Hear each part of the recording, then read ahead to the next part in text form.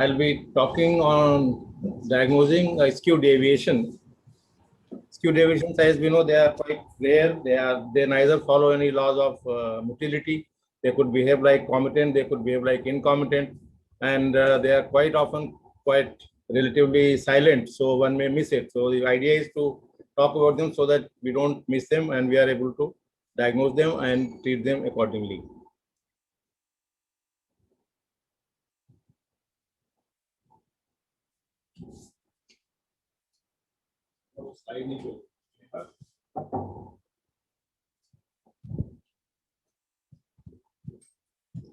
I'm not able to move the slide.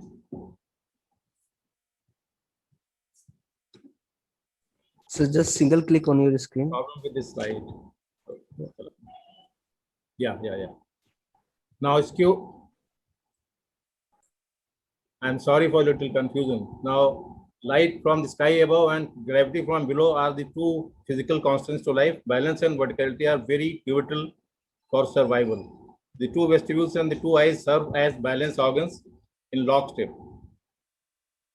Now, for balance, we need bilateral weighted autolytic inputs. They modulate the extraocular muscle and postural tonus.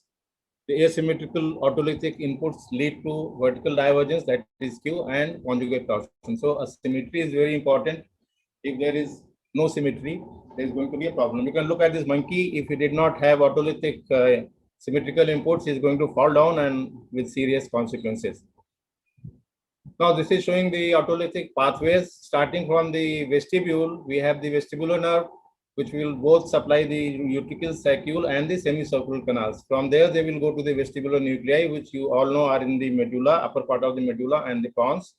There are a group of nuclei, medial, lateral. We are not going into that, superior and inferior. And from there, these two will join the utricle saccule, and the semicircular canal fibers will join here. And from there, they will cross over at the level of the sixth nerve, go to the opposite side, ascend in the medial longitudinal fasciculus, along the third nerve, fourth nerve, go till the right up to the right RI MLF, and with INC sitting on top. So INC is a very important structure for the torsional and vertical movement integration, and these fibers cross in the posterior commissure also. So any lesion anywhere along this path can give rise to skew deviation.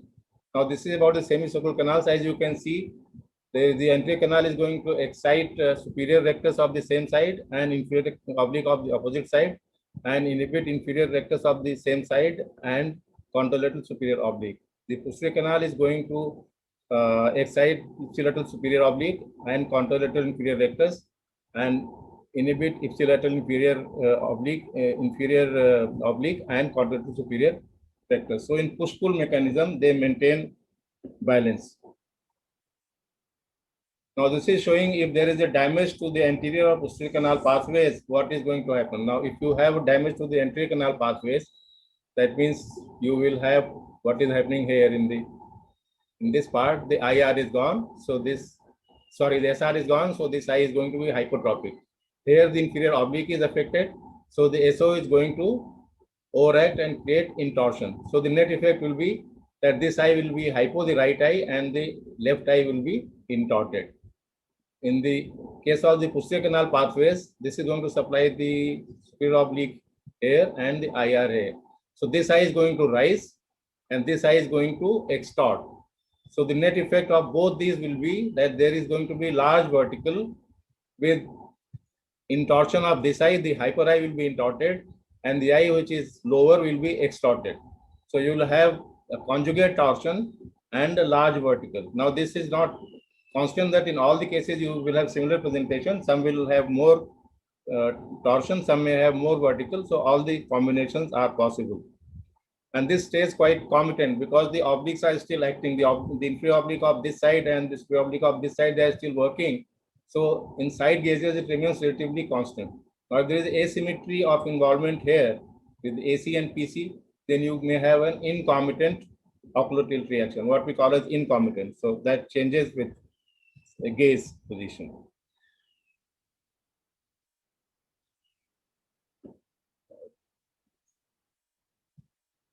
Now this is showing the structures which are lying nearby. Basically, this skew deviation is a problem of the posterior fossa.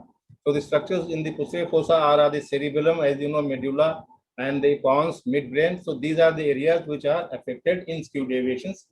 Any lesion here can give rise to skew deviation. The structures which are lying close by are the, as you know, the vestibular nuclei and the MLF, the INC. So all these structures are close by. So any lesion which is involving these structures can also give rise to skew deviation along with this. Now this is showing skew deviation in 3 dimensions. One is that there is you have in Rall plane, that is what we call as ocular tilt reaction, the anterior posterior axis, that is ocular tilt reaction. The other is interoral, the pitch plane, where you have what is known as laterally alternating skew deviation. And the third is yaw, where you have acute acquired comitant esotropia. Now in the Rall plane, as we have a complete ocular tilt reaction, which has 3 components. The oculomotor, which has the skew, the vertical deviation, which you were just talking about, which is the most prominent component and give rise to diplopia. Then you have conjugate torsion, that is intorsion of the higher eye and extorsion of the lower eye, which is known as ocular counter roll.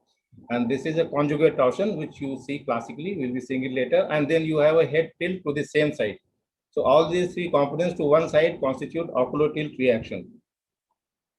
Now it is important to look at torsion in these cases because some of these may actually not complain of too much of torsion because this is an adaptation to their damage to the autolytic pathways.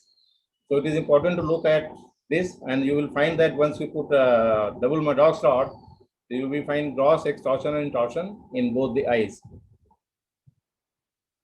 There is another thing important to keep in mind that when these patients lie down, there is a change in the vertical deviation and torsion. The vertical deviation and torsion, that is conjugate torsion, may disappear in a large number of these patients as compared to superior oblique palsy where it is not going to change.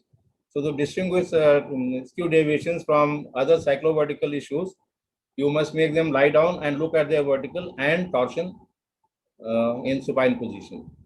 Now this is showing the conjugate torsion. You can see gross intorsion in the left eye and gross extorsion in the left eye. Usually it is quite gross, so you don't mix up. I mean, this is not something which is gray or which is dubious. I mean, small amount of torsion, which is not, I mean, any doubt about it.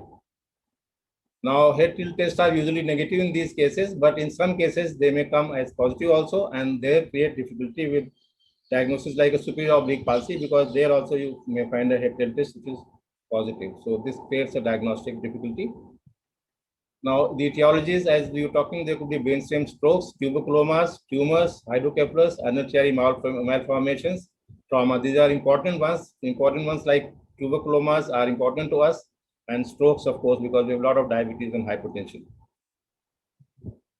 Now the philotravelers could be isolated, as we said, or there could be an internuclear ophthalmoplegia. There could be a pretectal syndrome, a nystagmus.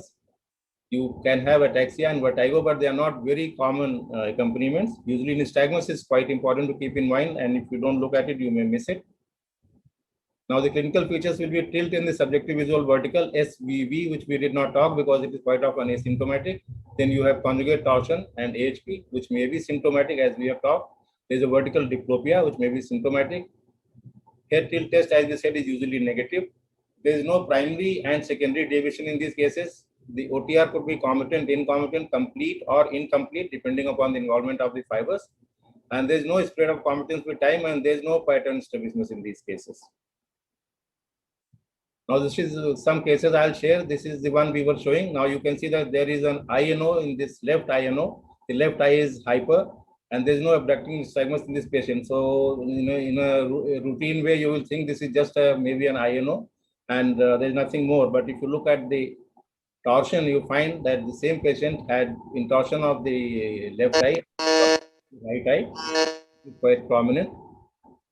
This is showing another patient with pretectal syndrome and skew deviation. The left eye is hyper, as you can see, and there is a large exo, and the depression is also affected. These patients often have pupils which are mid-dilated, and convergence may be affected. Now, if you look at his fundus again, you will find that there is a right ocular tilt reaction. The right eye is extorted and lower, and the left eye is hyper. So you have to really look for skew deviation. If you don't look for it, you will miss it. This is showing that after 6 months and after 1 year, there has been change in the torsion. The extorsion, which was very gross, has improved a lot. So with time they do undergo change. So it is very important to wait and see at least for 6 months to 1 year in these cases.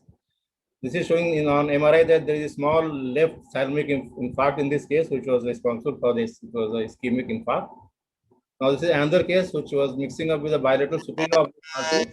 You large B, there is a large ESO in fact in the primary gaze and increasing in the down gaze. So one may also think of a lateral rectal, but there is abducting hypertropia. So you know this is and it is coming on the head tilt test.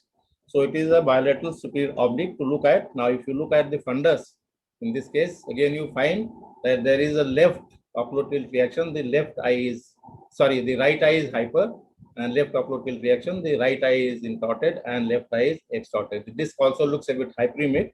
Probably what has happened because of the tumor, there has been pressure against the tentorium, against the fourth nerve, which has given rise to this bilateral superior oblique palsy. Now this is again showing change after about 1 year. You can see the intorsion which was there in the right eye has converted into extorsion and the other eye extorsion has diminished. So with time what has happened, the skew deviation has resolved. So with that resolution now it is presenting as bilateral superior oblique palsy. This is showing the large pilocytic astrocytoma which was present in this patient and which was operated. Now you can also have an incomplete ocular tilt reaction, as I was saying. This could be if there is unilateral damage to the asymmetrical damage to the canal pathways. If there is a posterior canal pathway damage, it will give rise to extorsion, and if there is anterior canal pathway damage, it will give rise to intorsion. This is showing another patient. Again, looks like that there is a left INO, and there is a nystagmus in this patient, left eye also abducting nystagmus. And if you look at this, you find that the left eye is intorted, whereas the right eye torsion is normal. So this is an incomplete picture. It is not essential to have that both eyes are showing conjugate torsion. Quite often you have more of extorsion than intorsion, but in this case, it is other way around. This is showing a large tubercle in the pons area, which was causing the problem. This is again in yaw plane. You have an acute acquired competent esotropia here due to diffuse CNS tuberculomas. You have large ESO, there is no limitation of movements, the abduction is full, there is no pattern. And if you look at the MRI, there are large tuberculomas sitting in the pons and the cerebellum in this case, which are probably responsible for this acute acquired competent esotropia. There was no refractive error, no hypermetropia to have caused this or no other lesion. This is showing resolution with anti-tubercular therapy after 3 months also. He had improved a great deal. Now this is again showing torsion, which was extorsion and torsion in this side, like it's fitting with the right ocular tilt reaction. So you must look at the torsion in these cases also, which are suspected to be acute acquired competent esotropia because of CNS involvement. They are very small cases, but they are very sort of serious matter, because if you miss them, they can end up with a lot of difficulties. And quite often this is the presenting symptom, the acute acquired competent esotropia. So one has to keep this possibility in mind while evaluating these patients. Now look for skews in acquired strabismus, INOs, gaze palsies, and acute acquired competent esotropias. Pretectal syndromes include subjective objective torsion and head position dependent changes as fourth and fifth step in your examination. Keep low threshold for suspicion. Order neuroimaging and neurological evaluation. Wait for resolution because most of them do resolve.